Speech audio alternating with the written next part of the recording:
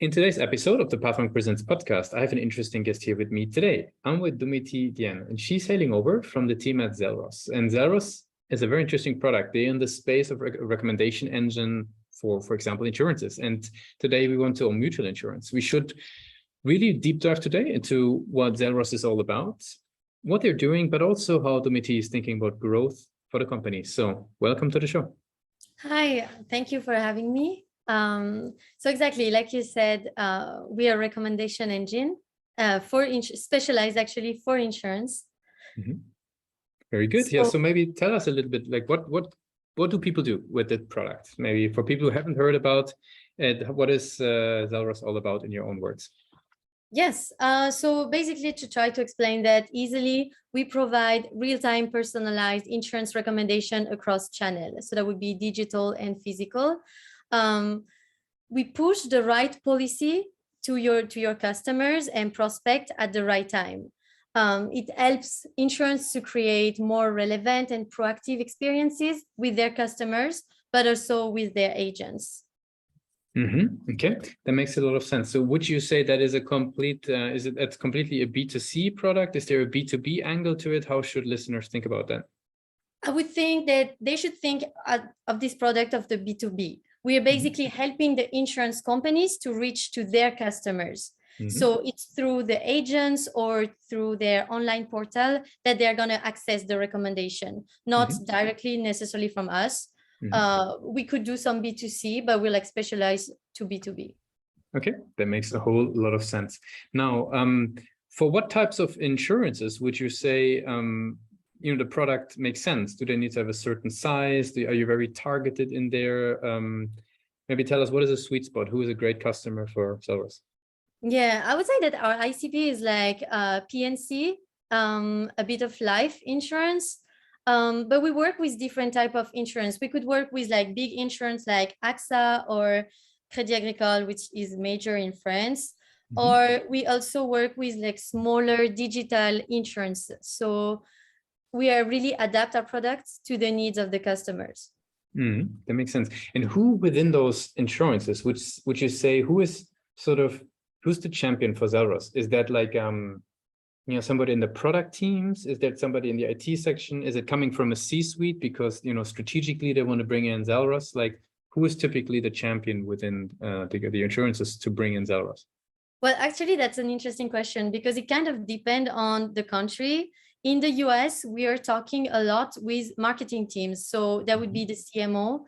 Of course, CTO will always be involved, like all the data team, because we are like importing our AI into their existing products. But in France, for example, we would more talk to the sales or the data teams, while here in North America would be more marketing. That makes a lot of sense. Okay, now how specifically, now that you stepped into the US market, how do folks learn about Zelros? Like, what's the typical client acquisition channels you guys would leverage? Actually, there are several. I would say that the first one is through events. It helps us a lot to raise awareness. So we did trade shows, webinars, roundtable. These things have helped us a lot. Then I would say content is key through like thought leadership content, like blogs or like reports, infographics, podcasts. We actually worked with Forrester, for example, with like thought leaders in the industry. Then marketing campaign, emailing, digital advertisements, and being new in North America, we sent a lot of emailing, for people to get to know us. What do we do? Who we are? And then last, probably PR. TV interviews, press release, press mentions. This gives us a lot of credibility. And I guess that when other people are talking about us, it gives more power to what's being said about Zelros. So I would say these 4 different channels. Exactly. Yeah, you mentioned webinars there, and obviously a lot of marketers try to leverage webinars. Is there something that you've learned in the process of running webinars, like that maybe something that you didn't know was important? I don't know, the way to invite or the format or anything that you felt actually made a contribution to the success? Yeah, I think that what helps a lot with the webinar is, sending all this email and making these digital advertisements before, but like at least a month before. You need to be prepared. Like if you just send, come to my webinar in a week, chances are that people are just busy already, or they're gonna just miss the email. We receive thousands of email every day. So it's good, to send reminders and, to target properly the people to who you want to send this webinar. I guess what we learned along the way, how it works for Zelros, but yeah, for us, what works is like, let people know a lot in advance and the right messaging. I think this is the most important thing. Always find the keywords that is going to attract them and be like, oh, that interests me. I need to know about that. What role do you think the website plays, right? Like Zelros.com, like in their journey of getting started with you guys, how do you think as a marketing project manager about the website? I think the website plays like the major role. When actually we arrived in North America, we redid like all the websites. So we were in transition for a few months, and we saw a big difference also from our messaging and positioning. The words we are using, the pictures, how easy it is to navigate on our website is what attract and get us the customers, but also, I don't know how to say that, maybe retention on the website. People stay on the website and check your blogs, check your content. If your messaging is not clear, if they don't understand what you're doing, just the chances are that they're just going to leave your website and not going to check out what you're doing. So this was a big thing, a big project for us. And, we're still working on it, because I think messaging is always a work in progress and it needs to be reflected on the website. But for example, in this quarter, we had an increase of traffic on the website of 89%. Okay. And, for us, that was like, that's great. How did we do that? What worked? What did not? Like, the website is our image. It's our brand image. So now that we talked about the role of the website a bit, maybe tell us a bit about sort of, the strength versus where do you see room for improvement? Because we got a lot of people on the show that, continuously keep on improving the page. Where do you see a strength of the website versus where do you see maybe even further room for improvement? Yeah, I think we can always improve our website. For now, the strength I see is that it's clear to understand what we are doing. People can easily understand who we serve, how it's going to work, how we can help them. They can reach us easily and find our contents. But I can see room for improvement for the journey of the customer or the prospect once they are on our website. Whether they arrive through organic research, direct research, it's just once they're on our website, what happens for them? It's for us, the goal is for them to understand, okay, I'm a PNC, I need to click there, and then I'm going to get this data sheet. And from this data sheet, I know that I should contact this person. And, a smooth process for them. Yeah, that makes sense. Very cool. Okay, super interesting. Now, what have you learned in general? Like, I mean, it can be with Zelros, can be in previous roles. As a marketer, like when it comes to actually driving conversions, for example, driving demo requests or what it might be on the website, is there any tools, approaches, methods that you've picked up over the years that were helpful for you to, drive more results from the website? I guess it's the way we attract people to end up asking for a demo, for example.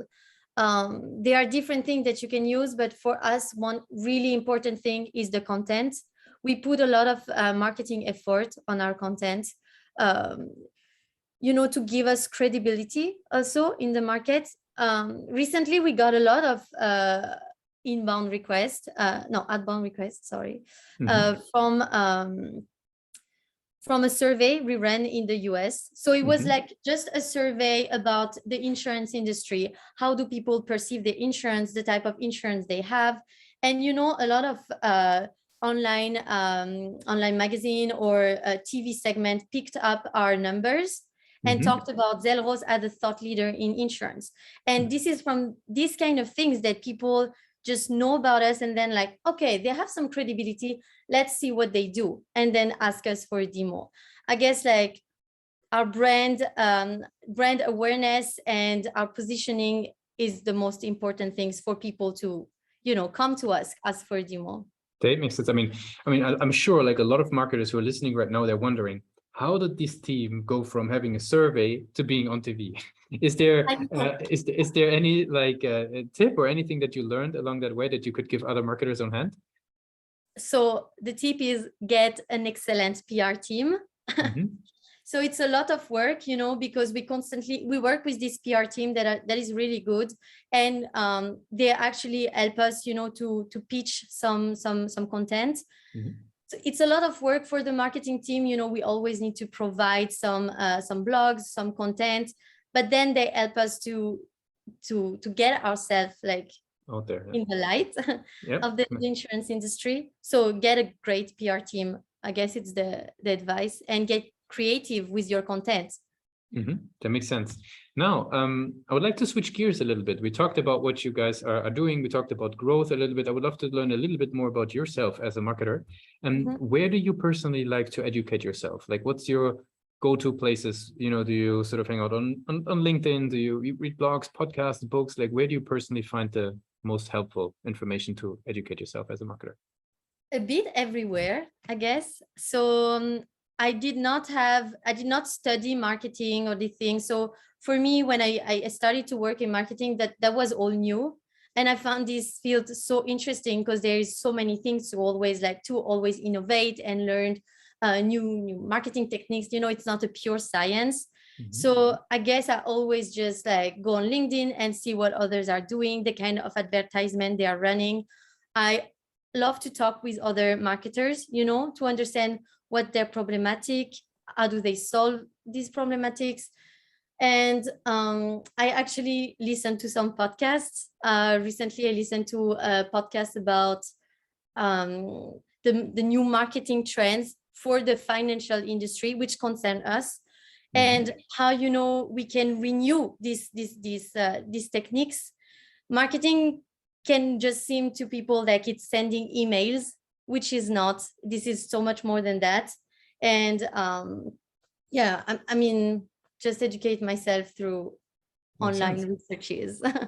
Cool. As we're slowly getting to the end of the interview, I have some rapid fire, a little bit surprise questions for our guests, but they're very harmless, to get to know you a little bit better. Are you ready for those? Yes, I guess. As much as you can be, I guess, right? And you have a wild card. So if there's one that you don't like, we just skip it. Okay. What is the last book that you read? Oh, actually, it's here. Great. It's called The 40 Rules of Love. So do I have to tell what is it about? No, whatever you feel. Very good. So people know, what is one single thing that your company is focused on the most at the moment? I would say, except our product, that is really important. It's people. And I guess this is a really important thing because the company are made of people. And we have been focusing a lot on, our experiences, our life at Zelros, employees' happiness. I feel like this is something really important nowadays. I don't know if it's what you want to hear. We also focus a lot on our product and our AI, but people are always really important as they are the center of the company. Very cool. It's not so much about what I want to hear, it's more about what you want to say. So, all good. The very last question would be, if we do a little bit of time travel, right? We go back to the days, for example, of Hack Lausanne, or even before that, right? Università de Sacro Cuore. I hope I said it correctly. So when you're heading out of your business education, what would be the one advice that you would give yourself for your journey in marketing? I would be, don't be so harsh on yourself. Like, marketing is about trying and be innovative. You need to take risks to be successful, to try new things. Whether you have like 2 years or 10 years of experience, you just give yourself some room to take risks.